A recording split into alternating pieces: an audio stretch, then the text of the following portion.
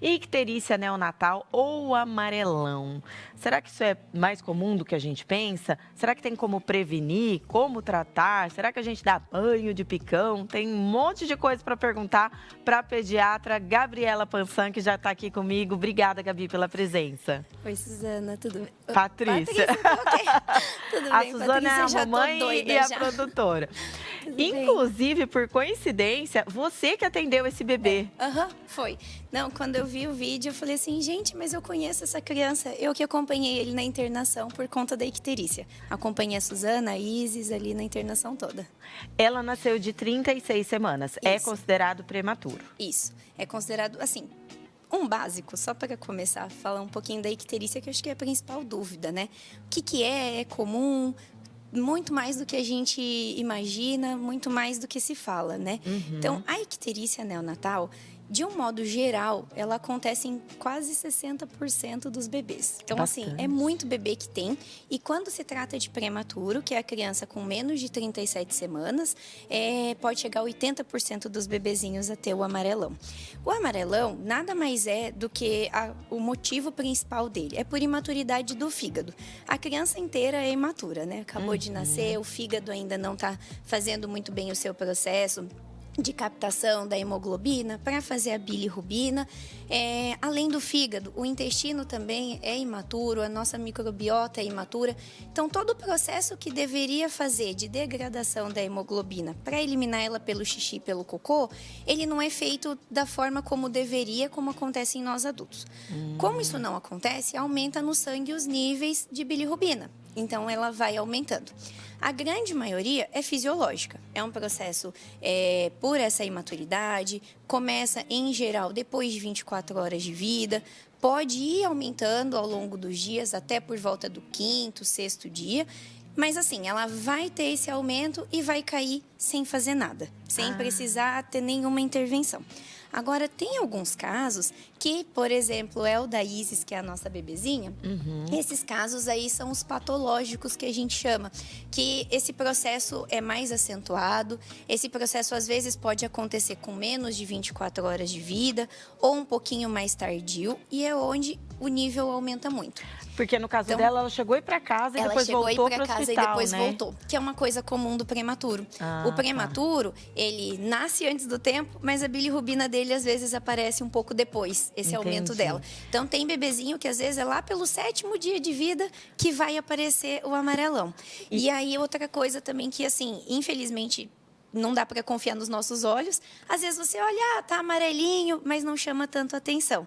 E aí você só vai ver a hora que tá muito amarelo, a hora que vem uma visita em casa e fala, ó, tá diferente essa criança, tá parecendo um canarinho. No caso dela, ela ficou no hospital, no banho de luz. Esse é o tratamento? Esse é o tratamento. Então, assim, o tratamento para a icterícia, claro, é o banho de luz. Então, a gente, em alguns casos, precisa ficar na incubadora ou, pelo menos, com o aparelho de fototerapia. Hoje em dia, a gente também já tem aqui em Londrina os serviços para fazer isso domiciliar. Não é só em ambiente hospitalar que se faz. Que legal. É claro, avaliando sempre o motivo desse amarelão. Então, assim, confirmou que a icterícia é por essas causas. Quais são as causas, né? A imaturidade do intestino e do fígado, né? Que são o processo normal, fisiológico. Isso é uma coisa. É porque o bebê é prematuro. É porque o bebê tem tipo de sangue diferente do da mãe. Isso também pode ser uma causa, que a gente chama de incompatibilidade RH ou ABO. Ou daí entram as causas mais graves. Infecções, doença de tireoide na mãe, doença de diabetes materno. Isso pode também ser uma causa.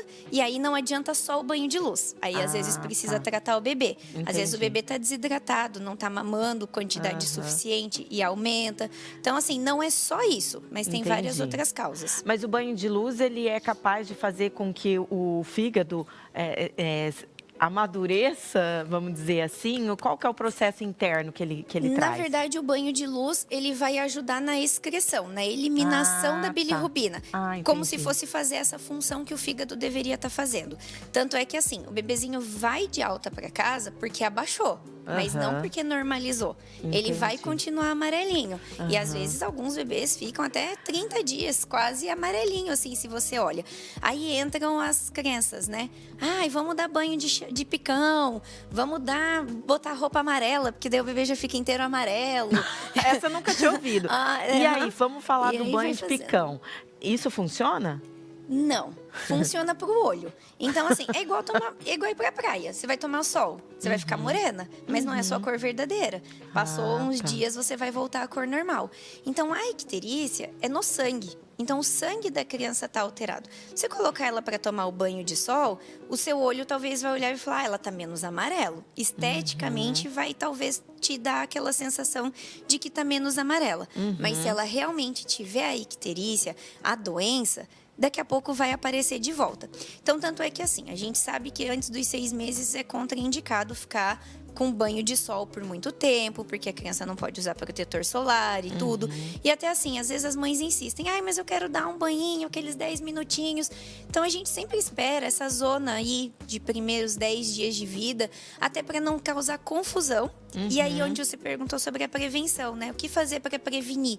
Não tem muito o que se fazer para não ter. Mas quanto mais cedo você reconhecer, é melhor. E às vezes você tá lá dando banho de picão, tá lá botando a criança para tomar sol e tá te enganando. Aí a hora que vê o nível tá muito alto. É perigoso daí? É perigoso. Níveis muito altos de amarelão, a bilirrubina, então, né, que é o que causa a icterícia, pode impregnar no cérebro e causar uma doença que se chama kernícteros. Entendi. Essa impregnação é grave, pode levar a óbito e quem não vai a óbito pode ter retardo mental.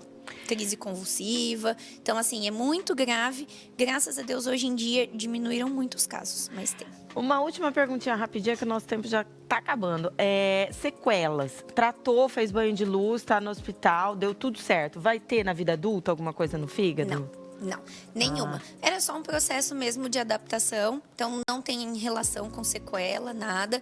Vai seguir a vida, como eu falei, às vezes vai ainda ficar amarelinho por um tempo, até normalizar, mas não tem nenhuma sequela se a causa for só essa.